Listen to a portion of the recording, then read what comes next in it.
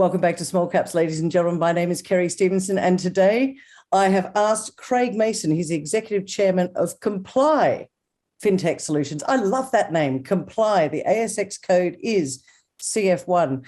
Now, it's a bit interesting. You know, you guys often listen to me. I'm talking with biotechs, I'm talking to resources, but this is a FinTech solution, which is kind of like the backbone of the equity markets. And I really think that I wasn't aware of them, and I've been chatting with Craig.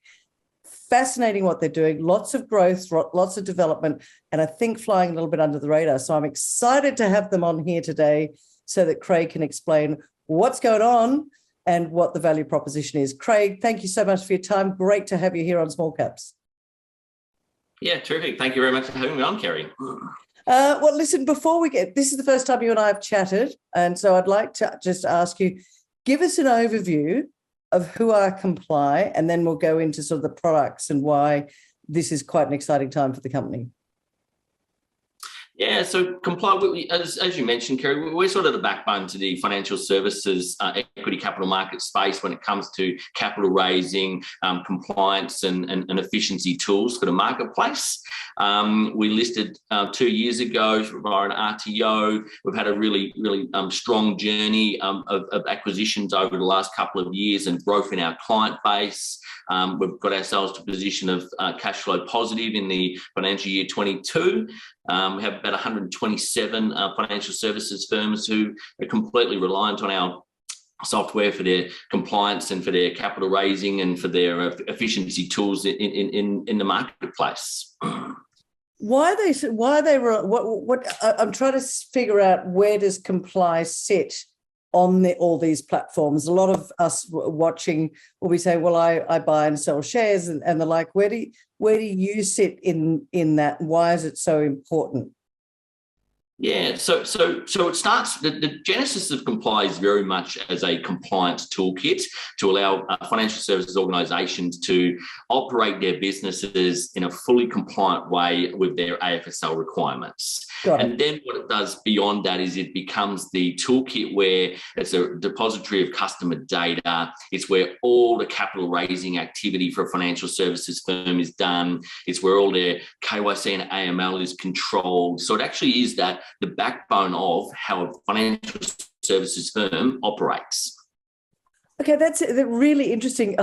I've spent the last couple of days dealing with some people about sort of all the scams and the financial crimes and all that sort of stuff. You talk about compliance. How secure is the data, and is there any concern? Like, are you another layer to help protect information as well? We definitely are, and because of the way the software operates, it actually means that it's in a controlled environment. We do constant, progression and access testing to ensure data integrity and so forth. But it actually means that the customer data is actually held in one controlled environment, which is all encoded and encrypted. All right, so let's go through, if we could unpack, because I think you've got a number of different products and you've been quite acquisitive over the last, since you listed it only 2 years ago, I think it was, which is quite extraordinary. Let's go through them logically if we can. Should we start with the smallest and go to the biggest? Or should we start with Boom? So look, probably a better way to do it, Kerry, is the way we see ourselves is an organisation that takes companies from incorporation on their journey to ultimately potentially listing on the ASX. So the way we go through the progression of the products is Registry Direct is where a company listed and unlisted starts as genesis as, here's my registry capability, here's my shareholder capability. We then step through into, a lot of those companies are in the unlisted space and in the private space. So we have a product called PrimaryMarkets, which is actually a platform where unlisted and privates can actually transact in their securities. So creating liquidity in what has formerly been an opaque and illiquid marketplace. We then step into the Complii toolkit, which then has not only all the advisor toolkits, but all the efficiency toolkits, but the compliance capabilities. But then it steps into the capital raising tool, a really exciting capital raising tool. And then you mentioned Boom. The Boom product is actually a financial planning tool, which allows for paraplanners to do their work in a highly efficient way. We have our Caddy tool, which is where all those advisors who use us and financial experts who use us get their continuous professional development training done. So we've got this whole birth to full fruition of companies and organisations to take them on a journey right from the beginning of incorporation.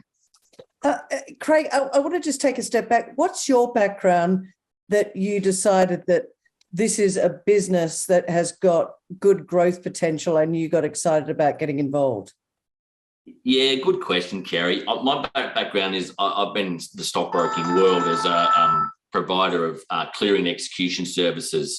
My most recent major role was I ran Pershing Australia. But what got me excited about Complii, having been in the broking industry my whole life, from leaving school, was that Complii was at the time of being built to re-engage the broking community with its obligations under its licenses.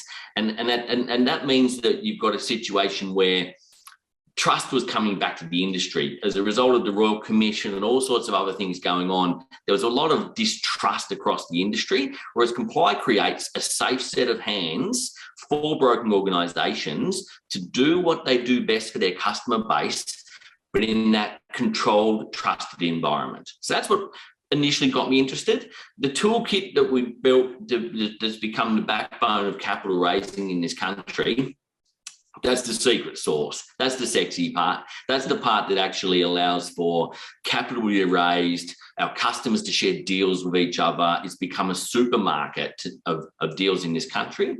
And statistically, the way we've rolled that out, around about 80% of all capital raises in Australia by number of transactions are actually controlled and compliant and processed by our Complii toolkit. Why would I, and I want to get into the investor opportunity in a minute, but why, if I'm raising capital, before you existed, I had the tools to do that. Why would I use, why 80%? Why is everybody getting excited about what you've got? Why are they using you? Yeah, so because it has compliance at its heart, it means that it's got the customer setup in place from the beginning.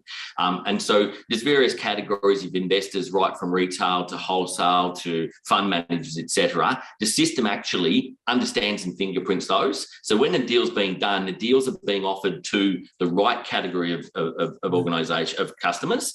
It's being compliant in disclosing company holdings, advisors' positions, conflicts of interest, all those things are all held within the toolkit. And then the final component is that it's highly efficient. The way it was done before was spreadsheets and letters and mailing. Oh, yes, of course. Yeah. So whereas this toolkit allows for an organisation to run a deal that would take weeks previously can be done in a matter of minutes because it starts with the compliance customer base. And actually, I guess, Craig, it's a good point because compliance is becoming more and more important. So what you're saying is, guys, if you use Complii as the backbone to all the deals you do, you're not going to get into trouble. That's completely correct. If the toolkit is used based on the guidelines and their licenses, it is compliant with the ASIC requirements. Okay, so now let me take a slight skew if you like, and talk about this from, you're listed on the ASX. I said at the introduction, the ASX code is CF1. What's the value proposition? Where you've been listed for a couple of years. Where's the growth going to happen? And our beautiful audience out there that are looking for opportunities, why do you think right now, within the compliance area, why do you think now is a good time for them to be looking at what you're doing? Yeah, so compliance is not going away. It's going to continue to be a momentum train of requirements. We are well capitalised. We are acquisitive. We have put our foot on an extraordinary customer base in Australia, and that continues to grow. So we're in quite a unique position as a fintech in that we are cash flow positive in our financial year 22. We've got a strong balance sheet of cash. We've got a very, very strong client base. and we are acquisitive. And you know, as you mentioned at the outset, we've done 3 deals over the last not even 20 months, and we continue to grow our footprint. We know who we are and where we fit into the financial services industry, and we know where the efficiency opportunities are and the other tech opportunities are in the acquisition space, and we're going to just keep moving. And one of the things that we saw from recent acquisitions is we acquire things that we can show to our customer base, and it supercharges the opportunity very quickly. Okay. So we've seen that with the PrimaryMarkets business. We've seen that with the Caddy business. You know, we're seeing it already with the Registries business. It's that cross-sell because we have our foot on the customer base. How big is the market, Craig, and what percentage? Because you mentioned a moment ago that you've got 80% of deals are done on the Complii platform. So does that mean you've only got 20% more growth, or is there more growth to come?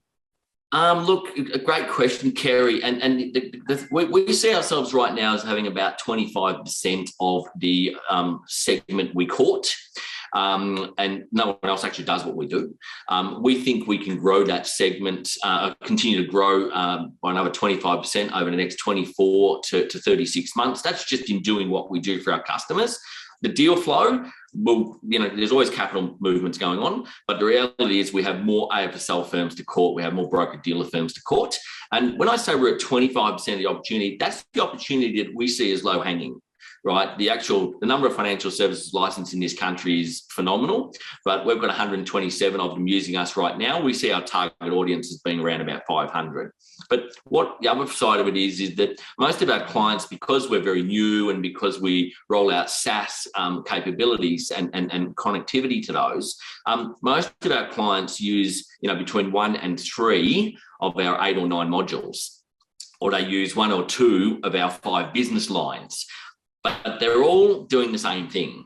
So we've got organic growth through our current customer wallet share. We've got organic growth through additional market share, and then we're acquisitive. Okay. It's a tech solution.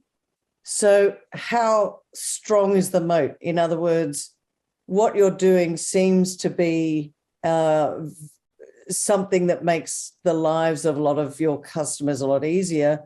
But could somebody else come in and, you know, take your lunch, so to speak?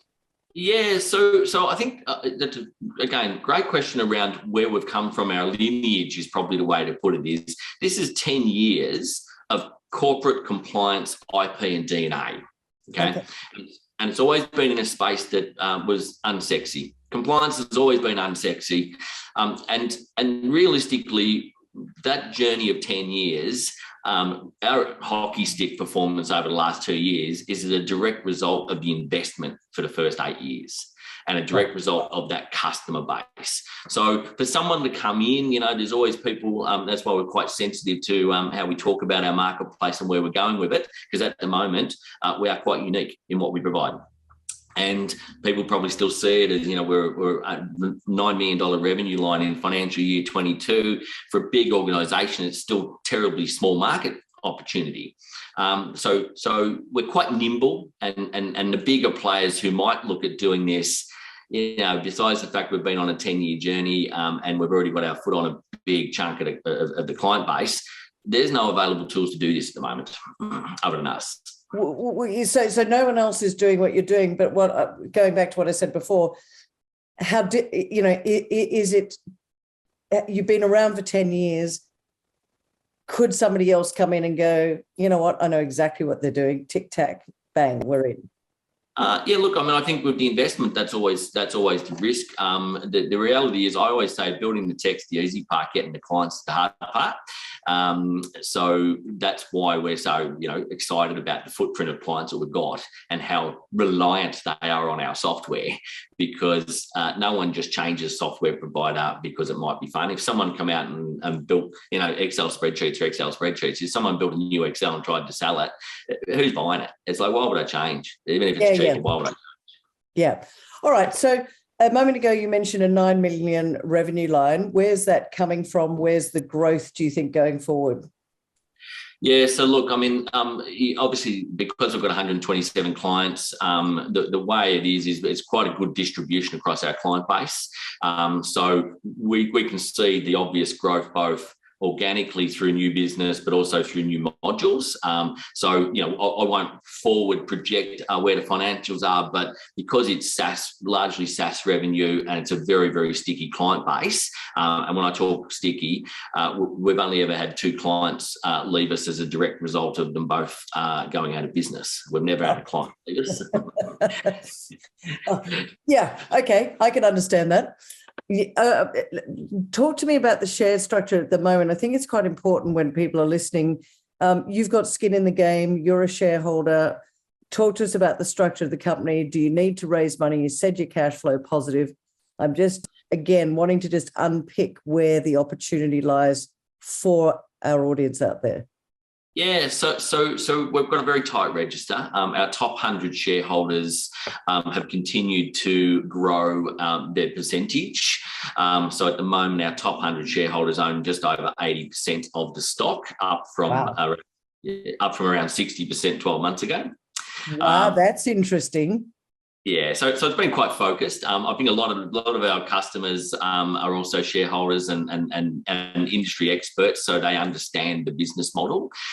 As far as our capital position, our most recent published numbers demonstrated that we had nearly 7 million in cash, with about 2.4 coming from R&D and about 1.4 coming from some option exercise, which is due next month. So we're looking like we've got nearly 10 million cash, and we're, as per our 22 results, we're cash flow positive. So we don't need to raise any money. We're acquisitive. A lot of the deals we've done have been in script because people wanting to come on that journey. But so we're really well positioned and quite unique in the SaaS space that we are cash flow positive. We have cash on balance sheet. We don't need to put our hands out, and we've got a very tight, supportive shareholder base. Do you think you've been flying a little bit under the radar? I didn't know about you before you and I spoke a couple of days ago. So, yeah, it's always hard to get eyes on you when you're a sub 50 million market cap. And you're not lithium. Yeah, correct. Well, and that's the point. We're not in that sexy space, but I think flying under the radar is a good way of putting it. We've been terribly focused on consolidating our position, growing our business, and creating the fundamentals for improved share value. And I think we've done a really good job of doing that over the last 2 years. Now's the more interesting part as we escalate and grow in our marketplace. All right, talk to me about the expansion.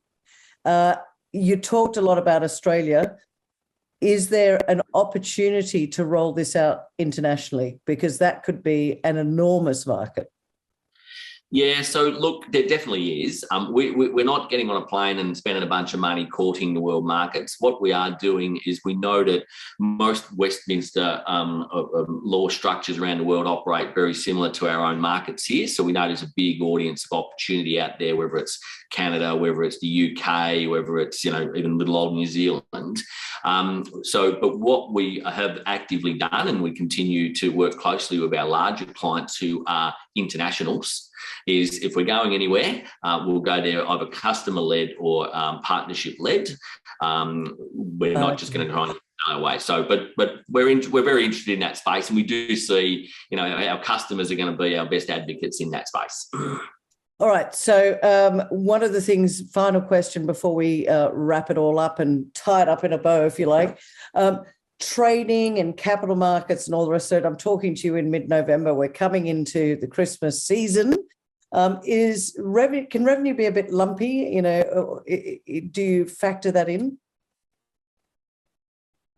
So one of our businesses, PrimaryMarkets, has some minor seasonality, which is very reflective of the US trading schemes. So we see a little bit of a drop off in that July, August, and a little bit of a drop off in January. But the reality is the majority of our business is SaaS. So it's invoiced monthly, it's paid monthly, it's very, very static and growing revenue line. Love SaaS. My son actually is in that space as well, and that monthly revenue is fantastic, and it's growing for you, and you're hitting your targets at the moment. Have you overshot your targets since listing, do you think? Yeah, we really have, and hence why we've still got all the cash on balance sheet. Being acquisitive has improved that. That acquisitive nature that we have has really escalated our opportunity, and because of the footprint that we have, when we buy something and we show it to our audience, all of a sudden we've generated outcomes. So we've definitely exceeded our prospectus. We've definitely exceeded what even we thought we could achieve in the first 2 years. Where are the final question before we wrap it up? Where's the majority of your clients? Are they East Coast, right across Australia? Is there one market that seems to be predominant for Complii at the moment? No, right across Australia. So we're pretty much in every state of Australia, and we have a good spread of customers across all those states.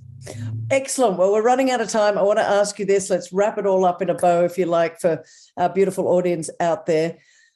Give us three reasons only, why you think now is a great time for them to sit up and take notice of Complii.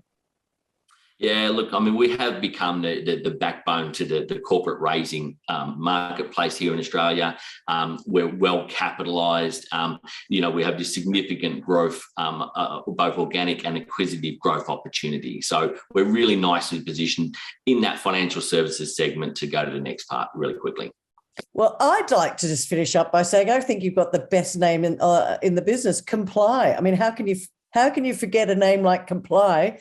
They're in compliance. And I think most importantly, right now, you've got some financial crime tools, and everyone knows the scams are getting harder, tougher. We've all seen the Medibanks out there. So Complii, protecting people's data, I think is really great. So well done you for building this and making sure that people's data is safe. And I wish you all the best for the future. The other thing, ladies and gentlemen, as Craig just mentioned before, they've got a really strong balance sheet. They're not going to be coming back to the market, I don't think, anytime soon, because they've got the revenue, they've got the growth. I'm not going to ask him about dividends. I'll ask him that next time. But for now, Craig Mason, Executive Chairman of Complii, thanks so much for joining me on Small Caps. Thank you very much, Kerry.